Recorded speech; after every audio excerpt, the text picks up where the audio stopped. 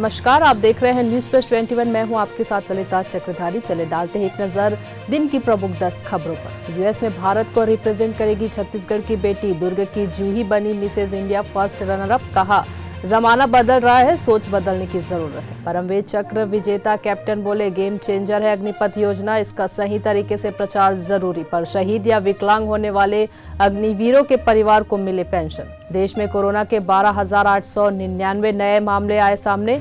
पिछले 24 घंटों में 15 संक्रमित की मौत। दिल्ली में राहुल गांधी जंतर मंतर पर आज अग्निपथ योजना के खिलाफ सत्याग्रह में होंगे शामिल। अग्निपथ योजना के विरोध में हिंसक प्रदर्शन का रेलवे पर असर।